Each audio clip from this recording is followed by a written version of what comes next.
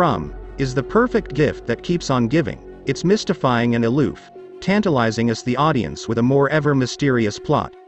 One of those mysteries we're going to address today is what is up with the dogs we see in this show. Even though the dogs make rare appearances in certain episodes, on the rare occasion they do appear, they seem to imply something metaphorically significant in the overall plot of the show. To begin with, the dogs are extremely intriguing. I don't know how to characterize them in the overall plot of the show. Are they friend or foe of the residents of this town? The reason why it's so hard to categorize them is because on the rare occasion they do make an appearance, their actions are ambiguous and open up to interpretation. The dogs gave off two distinct impressions to me. One was the first time we saw them was in episode 4, where they seem to be showing signs of aggressive agitation towards Tabitha and Jim Matthews in the forest as they search for their son. But just as perplexing as that scene was in the forest, something else happened that was equally bewildering in episode 8. As Boyd searched the forest for supplies, a dog similar in appearance to the previous dogs showed itself to Boyd, but in a unique turn of events seemed more friendly and docile enough to even approach Boyd. The mysterious uncertainty of these canines doesn't end there, because in episode 4 during Victor's flashbacks we see the dog in a most disturbing scene indeed. It shows a dog barking profusely standing over a dismembered male corpse in the middle of the road. Now that we laid out the puzzling quandary about the dogs and roles, let's dive in and try to figure out what the dogs are. So, break out your favorite kibble, or popcorn, no judgments here, and let's try to figure out what they are. To understand the symbolic meaning of these dogs in this particular show, I think we should get a little better understanding of the physical dog we all know. Let's start off by asking the question straight out: are the dogs friend or foe? From what we know, we can't really be certain what category the dogs fit into, due to the vague and ambiguous actions they have displayed so far. But what we can do is try to guess what side they might lean towards. Before we start, let's define a dog's behavior on both sides of the spectrum. We will start with the signs of when a dog is angry, or on the other side of the spectrum when they're playful. Anything in between means that we can now narrow down more quickly what that behavior may be signaling. First, what is the sign that a dog is aggressive? Well, according to PetCube, the warning signs can include showing teeth, lunging without actually making eye contact, nipping or scratching, or even head butting, stiff body posture, ears pinned back, growling, and snarling. Now let's see the other side of the spectrum. How do we know when a dog's bark is playful according to Pet Helpful? The play bark is a high-pitched bark often repeated in a series.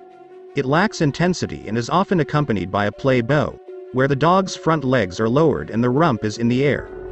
The tail will often wag in anticipation. This behavior is used to initiate a play session. Now that we lay down the extreme points of dog behavior, we can go on.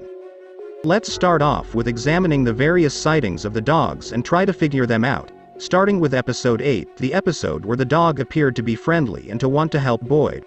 I think it's pretty significant that the dog approached Boyd showing no signs of agitation or concern.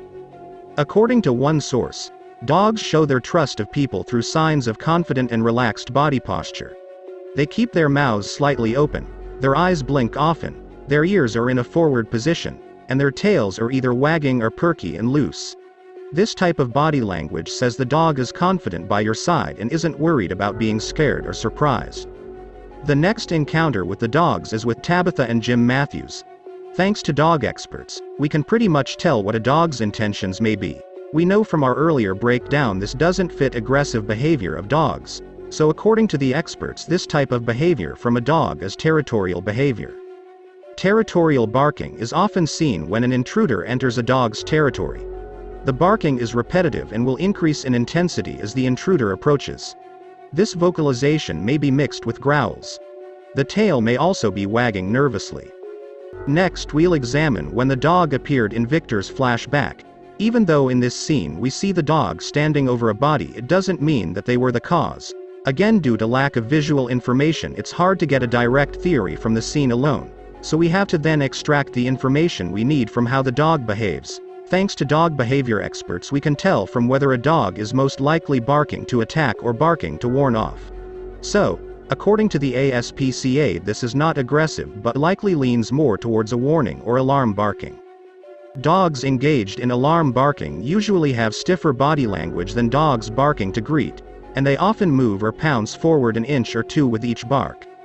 Alarm barking is different than territorial barking in that a dog might alarm bark at sights or sounds in any location at all, not just when he's defending familiar areas, such as your house, yard or car.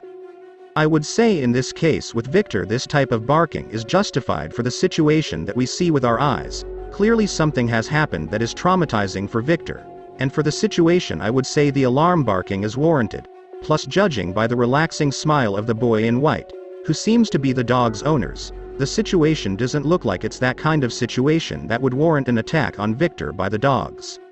So, this brings me to my theory about the dogs and their possible role in this town.